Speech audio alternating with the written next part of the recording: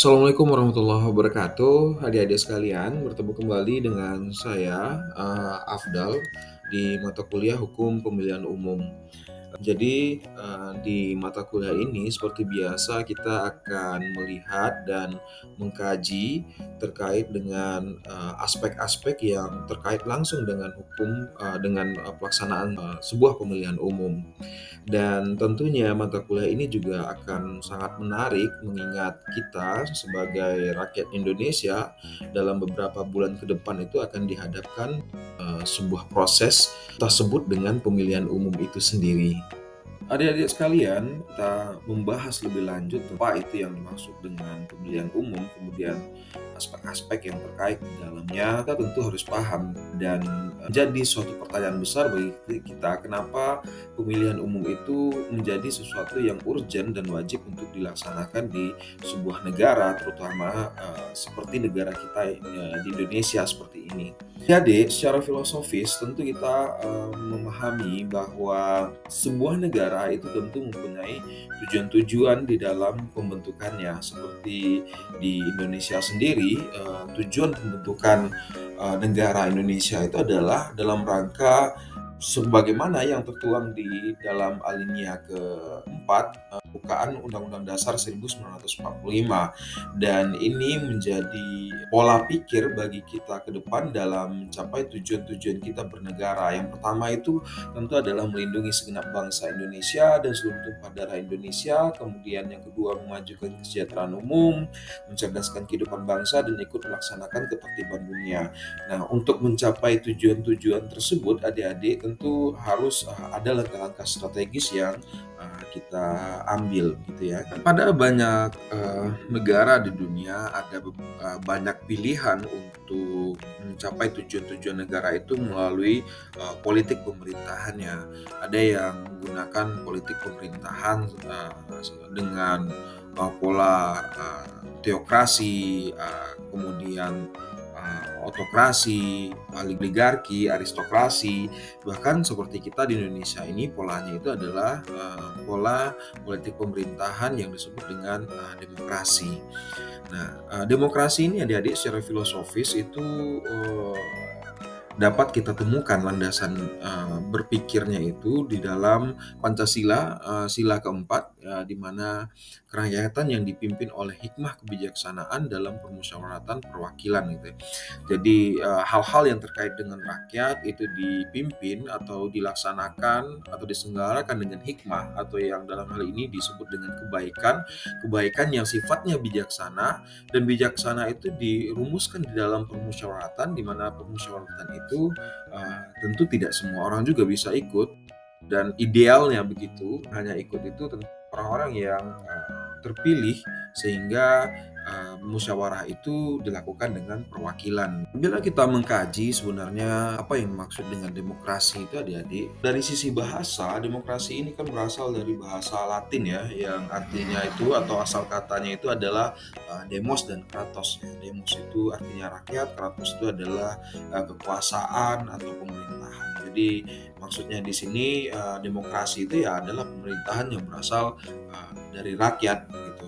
Maka Abraham Lincoln, salah satu presiden Amerika, mengatakan atau mendefinisikan demokrasi itu sebagai pemerintahan yang berasal dari rakyat, oleh rakyat, dan untuk rakyat gitu. Bila kita mengkaji lebih dalam lagi terkait dengan demokrasi ini, esensi dari demokrasi itu adalah kedaulatan rakyat ya, di mana kekuasaan itu memang berasal dari rakyat. Dan dalam konteks penyelenggaraan pemerintahan, kekuasaan rakyat itu bisa dilakukan secara langsung maupun tidak langsung sebenarnya. Cuman hanya saja tentu kalau tidak langsung seperti kita di Indonesia ini, kedaulatan itu tentu harus diwakilkan seperti amanah dari sila keempat Pancasila, di mana musyawarah itu harus diwakilkan gitu. Nah, perwakilan itu dilaksanakan atau dieksekusi oleh pihak legislatif, yaitu parlemen, dan pihak eksekutif yaitu pemerintah gitu. Proses penyerahan kekuasaan dari rakyat kepada pemerintah tentu itu harus ada sebuah mekanisme yang jelas dan bisa diikuti oleh semua pihak tentunya, apalagi di sebuah negara demokrasi. Untuk ikut di dalam pemerintahan itu adalah hak dari seluruh warga negara tentunya. Dan adik-adik, bahwa kita lihat definisi dari pemilu sendiri adalah pada Undang-Undang Nomor 7 Tahun 2017 tentang pemilihan umum. Pemilu itu sendiri itu dimaknai sebagai sarana penyelenggaraan kedaulatan rakyat. Jadi kedaulatan yang rakyat punyai itu, atau kekuasaan yang rakyat punyai itu diserahkan kepada wakil-wakilnya, baik di eksekutif maupun di legislatif, itu melalui proses yang disebut dengan pemilihan umum tadi.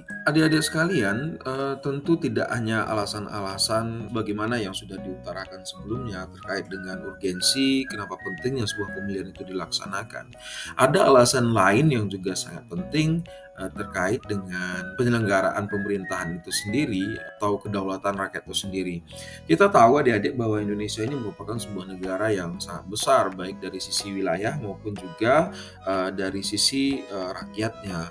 Pada per 2023 ini saja populasi rakyat Indonesia itu sudah mencapai 270 jutaan jiwa, dengan luas wilayah yang terbentang dari Sabang sampai Merauke, yang itu dipisahkan dengan pulau-pulau. Kalau kita lihat, bandingkan dengan misalkan wilayah Indonesia dengan daratan Eropa, itu hampir sama luasnya Indonesia itu dengan Eropa, terutamanya yang dimaksud di sini adalah Eropa bagian barat. Sehingga untuk keterlibatan rakyat di dalam sebuah pemerintahan secara langsung itu tentu tidak akan menimbulkan suatu efektivitas pemerintahan, sehingga pemerintahan itu harus diwakilkan kepada lembaga yang disebut dengan lembaga legislatif, parlemen dalam hal ini adalah DPR, DPD, dan MPR, dan lembaga eksekutif dalam hal ini adalah seperti presiden, menteri, kemudian di tingkat daerah ada gubernur, bupati, dan wali kota. Adik-adik sekalian, melalui mata kuliah ini tentu saya mengajak adik-adik semua bisa terlibat di dalam proses pemilihan umum yang akan kita laksanakan di bulan Februari tahun depan. Jadi kalau kita tengok rentang waktunya ini kan tidak terlalu lama, sehingga dengan bekal mata kuliah yang kita punyai ini, itu saya harapkan adik-adik bisa ikut aktif terlibat di dalam proses penyelenggaraan pemilihan umum itu, baik atau hanya sekedar sebagai seorang pemilih, sehingga adik-adik bisa memberikan pilihan yang tepat nantinya di dalam proses pemilihan umum itu, sehingga akan lahirlah pemimpin atau wakil-wakil kita nanti di pemerintahan yang akan mengurus hajat hidup kita ke depan, 5 tahun ke depan itu berasal dari orang-orang yang memang capable dan punya kompetensi dengan niat yang tulus untuk membangun bangsa dan negara. Sekian dulu video kali ini. Terima kasih sudah menonton. Semoga bermanfaat dan sampai jumpa di video selanjutnya. Assalamualaikum warahmatullahi wabarakatuh.